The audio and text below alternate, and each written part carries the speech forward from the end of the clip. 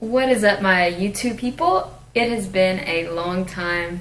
I know, I keep saying this every video, like the past 3 videos, the past 2 videos, I'm like, oh my gosh, I'm sorry, I'm going to upload more frequently. But episode 8 today is about Scar, and I am actually excited about this because it really spoke to me when I was reading this chapter. So, Scar, the first thing it starts out with is a quote, and it says, "You are imperfect, permanently and inevitably." Ooh, that was hard. You are imperfect, permanently and inevitably fall. You are imperfect, permanently and inevitably flawed, and you are beautiful, by Amy Bloom. And so I really like that quote because it just tells us that literally everybody is imperfect. There's no perfect person. You know, I look up to Nikki Blackketter and Christian Guzman, and you know, they broke up and stuff. And so I actually thought that they were perfect. I thought they never argued and they were just going to be together forever. And when they broke up, it shocked me that they had been arguing for the past 6 months or whatever he said. But that's because we're all flawed humans. And so scars tell stories that help us remember that we are still alive despite the bad times. Now, not all scars are external. Some scars are internal. Failures you've had in your life, heartbreaks, bad decisions you've made, they all leave a scar on the inside, basically. So, just a quick little story. I have a major scar in my life, and it's not external, and it's not even like a huge, like, traumatic thing, but in my opinion, it really has scarred me on the inside. So, it's about a guy, so you may think it's stupid, but so in 8th grade, I know I was young, I liked this guy, and he played golf, and so I was like, wow, I want to play golf, like, I want him to like me. So that's how I started playing golf, if you were wondering. And so I started playing golf, and he taught me how to play golf, whatever, and then we ended up dating for a little bit.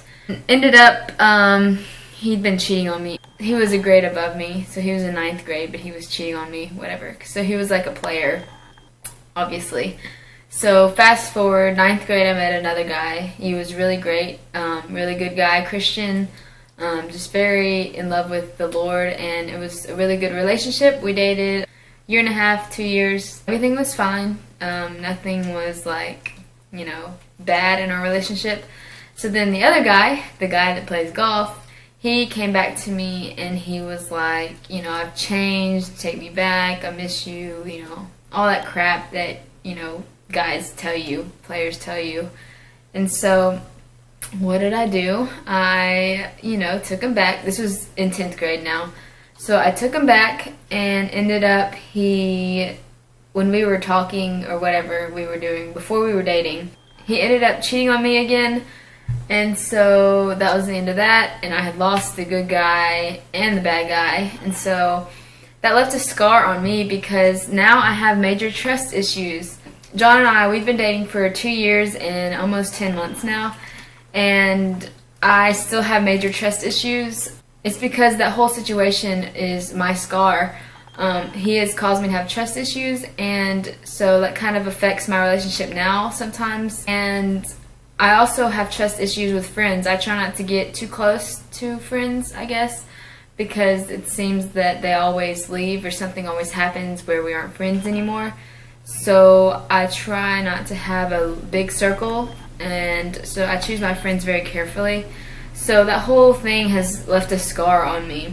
So I tell you that because even though scars are considered a bad thing, you can find beauty in your scars. So everybody has a different story, different scars in their lives, and like this book says in this chapter, it says, the very thing that makes us different makes us beautiful. And I think that's true because, I learned a lot from that, and I got a lot of positive things out of being in that relationship. Like, I got a golf scholarship. I ended up liking golf after that. I found John. John's a great guy. And it also grew my relationship with Christ. When I was dating the bad guy or whatever, I put him first, and I kind of ignored God. He wasn't really a Christian. I mean, he believed in God, but he didn't live like it. So he kind of brought me down, and I wasn't very close to God during that time. And so after, being with him, I realized how absent God was during that time, and I needed to grow back with Christ and, really focus on him. And he would put a guy in my life that eventually that I needed, and not one that I chose myself. We just need to see our scars like God sees them. Blemishes or scars are an unexpected beauty. Everybody has a story. Everybody is broken. And we think we're the only ones that have issues. We think that we're the only ones that have a bad past, that have made mistakes and stuff. But the truth is that everybody has. Everybody has had something in their lives that have made them who they are today. There is beauty in the broken. God isn't interested in us being perfect. He's into reality and the redemption he died to provide. Jesus had scars on his hands after he got nailed to the cross, and Easter Sunday is coming up, so that's ironic. And that just shows his love for mankind. And so there is beauty in the broken. There is beauty in Christ's death and resurrection. So, for my Christian followers out there, I like this quote. It says, "That's what God does, isn't it? He doesn't throw us away when we break. He repairs. He redeems. God stapled his own son to the cross that we might have a shot at hope. The stapled line of a scar tells the story of his love in our lives. The scars of Jesus tell the story of our salvation." And so what we need to do, if you have a scar in your life, whether it be external or internal, is that you need to forgive yourself and push past it and find the beauty in it. Find the beauty in your story, because that's what made you who you are today. And ultimately, you are beautiful. And if you're going through a hard time right now that's going to leave a scar, or that has already left a scar, we tend to think that we need to be done with that whole thing and past it to share the story of our scars. If you're in the middle of a struggle right now, I encourage you to find the beauty in it. Look at it from a positive perspective and realize that there can be beauty in our painful stories and our scars.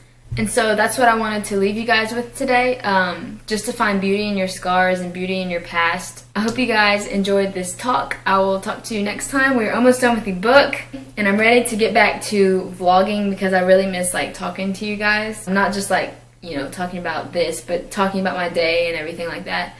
I hope you guys enjoy the workout coming up, and I'll talk to you guys next video.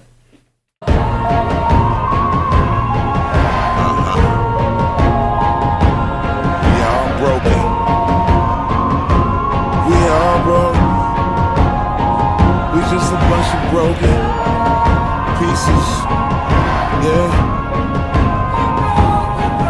Broken pieces, yeah. I'm just a broken instrument in the hands of the greatest. So if the notes are off, it's 'cause I ain't nothing to play with. And you can fault me, but ain't we all off key? Majoring in the minors like ain't no errors behind us. Somehow we still makes these melodies with my felonies. I ain't buying nothing they selling me, what you telling me?